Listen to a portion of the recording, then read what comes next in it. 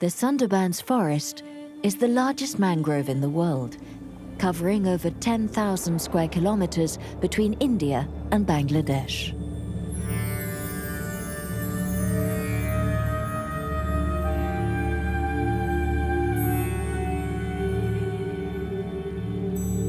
It's a flooded forest, where the fresh water of two of the planet's most powerful rivers, the Ganges and the Brahmaputra, and the salt water of the Indian Ocean come together.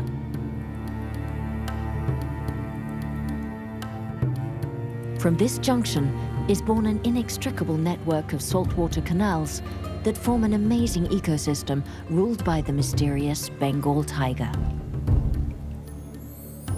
For Bengalis, Sunderbans means beautiful forest. It provides them with the best protection against increasingly violent cyclones, but especially, the forest is brimming with game, fish, crustaceans, and wood used for heating and building. The families who live here are entirely dependent on the forest and have always been mindful of the balance between their needs and what the land can offer them. But over the past few years, this balance has been seriously disturbed, and the means to remedy it are lacking. Everything lies in the hands of local initiatives.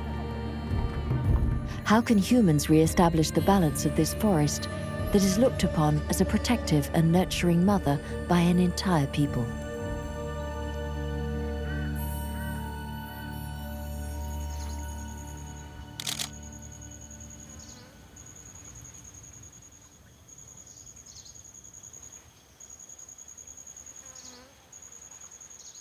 For over a decade, Sirajul Hussain has been taking pictures of the mangrove. His photography documenting bird life in the Sunderbans is known throughout the world. His pictures reveal a mysterious universe. Here, over 300 varieties of bird live in an array of habitats: dry forest, wetlands, mudflats, and sandy beaches. One of the Sundarbans' winged residents has captivated Sirajul's attention in particular. If anybody comes to Sundarban, the first thing will catch their eyes are the kingfishers. They are so beautifully, they have beautiful color and they are very agile. They are very bold and strong birds, and almost whole day they stay on the branches and look at the canal, catch fish. This canal is the kingfishers' territory, and the solitary creatures are on a mission to defend it against other members of their species. They dive into the river to hunt and spend so little time underwater that when they come back out, their impermeable feathers are never even wet. You can also hear very strong voice there in the forest. They are very beautiful to listen to, and that actually give you the sense that you are in Sundarban, because I don't think anywhere else you can hear so strong and so loud and beautiful bird song.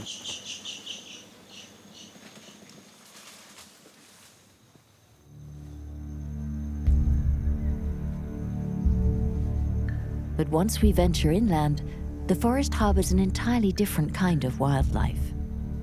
The mangrove forest is 114 million years old, and for ages was completely free of human presence, because it has great dangers in store for intruders.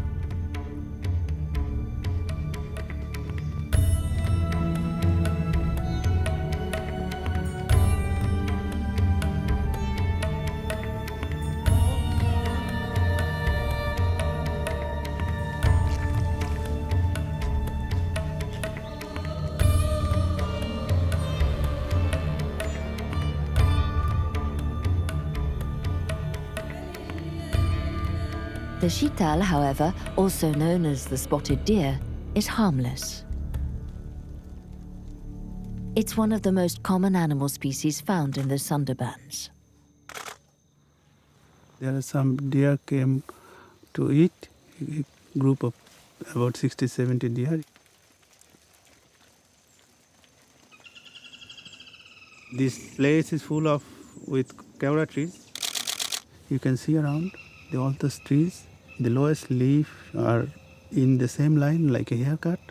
This is because the deers actually they climb on their hind leg and eat all the leaves as far as they can.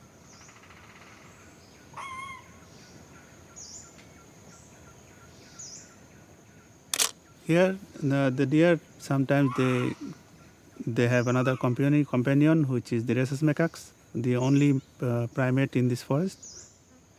This kevra tree has a small fruit, round fruit, which is very tasty to monkeys. But when they eat, they drop many of the leaves and many fruits they drop in the ground. And deer normally they follow monkey and they take the fallen leaves and fruits. And this is somehow a natural connection between the deer and the monkey. But the unusual symbiosis that has developed between the deer and the macaques is mainly useful for defending against the same predator. Those cries are the alarm signal for the entire forest. For Sirajul, this unparalleled predator arouses as much fear as fascination. Even after more than 10 years, he's only managed to snap its photo once. An extremely rare picture worth more than all the rest. So we were hearing this deer call, and this was advancing, and then some monkey started to, making noise, and so we were just thinking that something is happening. So we told our boatman who was rowing with his hand to go faster. We were just going through the canal. Slowly, I saw a head came out behind the bush and slowly going and swimming across the canal. I took some shots. Some of my friends also took some shot, and that was fantastic. That day, Sirajul took a picture of a Bengal tiger, Panthera tigris, the largest big cat on earth. It was really a good feeling because getting a tiger photo in the wild is very rare, and I felt great.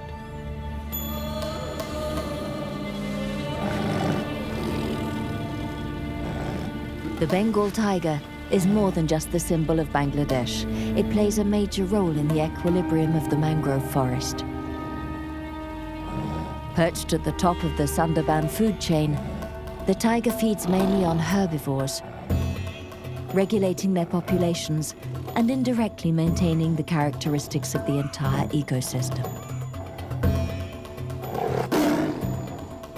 But the Bengal tiger also protects the Sunderbans from one of its greatest threats: humans, who for centuries steered well clear of the creature.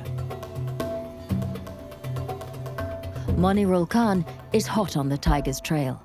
He's a biologist and studies the creature's habits and movements to ensure its protection. Bengal tigers are in grave danger of extinction. There are only about 100 left in the Sunderbans. Like all wildcats, tigers hunt at dawn and dusk. They're practically invisible in broad daylight.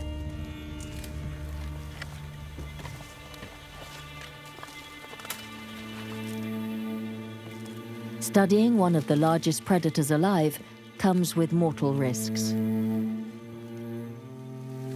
Monirul Khan never ventures into the mangrove without an armed guard.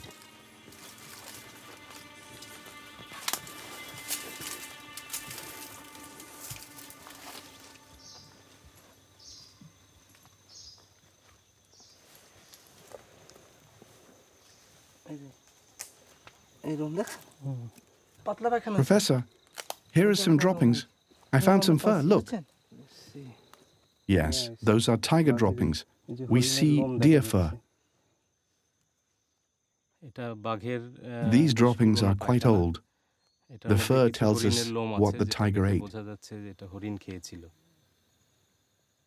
In the Sundarbans, we see very few tigers. I'm looking for the path this tiger took, the different behavioral signs that show us what it did. If it hunted, ate, rested, or walked about. Every track and sign a tiger leaves gives clues to its behavior.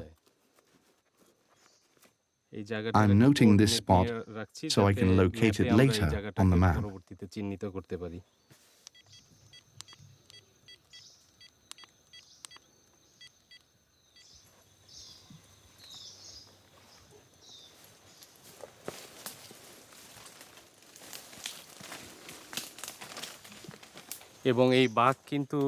These tigers have grown accustomed to the muddy, swampy climate of the Sundarbans and its forest environment.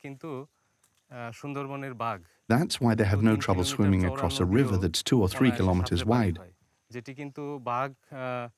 Other tiger breeds can't swim that well. The Bengal tiger made this region its home 12,000 years ago and has perfectly adapted to the unique forest that grows here, half on land and half in water.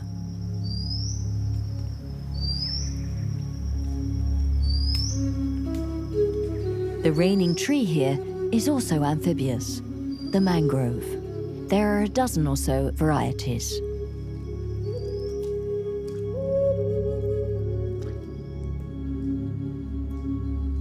Fazul Ok is a biologist. He spent his entire career working to understand the incredible mechanism that allows the mangrove to adapt to what no other forest can stand up to: tidal ebb and flow.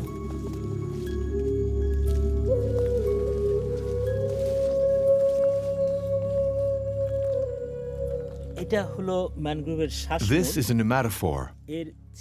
You can tell from its shape which tree it's from. This is the pneumatophore of the Sundari mangrove tree. It's flat and very hard. The upper part is pointed.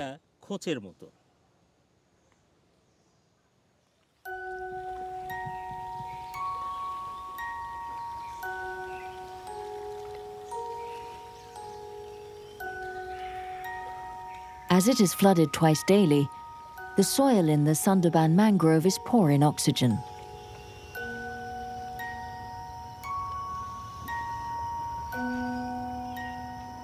Mangroves have a unique and ingenious way of breathing. Pneumatophores, a kind of breathing tube that grow upward from their roots.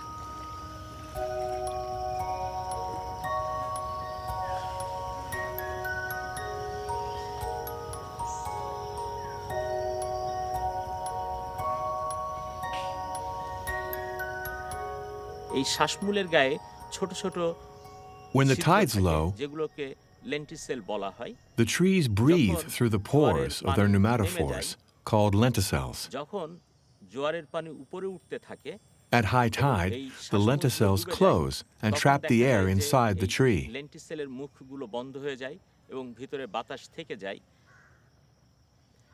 The tree uses the oxygen and releases carbon dioxide into the water. Mangrove forests trap 5 times more carbon dioxide than other forests in the world.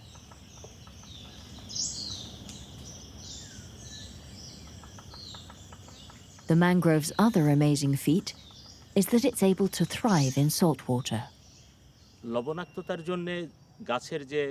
To cope with salinity, the mangrove filters out the salt, then absorbs the water.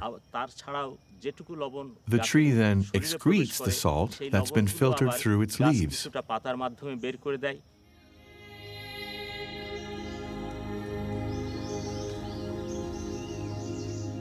The ingenious mangrove has also managed to put the tides to good use for reproduction. Rather than run the risk of drowning or asphyxiating its seeds, they germinate directly on the tree. After getting swept by the currents at high tide, the seedlings fall and take root in the sludge at low tide. After that, everything happens fast. The tree's root system emerges in 1 day, and the first leaves in less than 10. In 2 years' time, the mangroves are already several meters tall.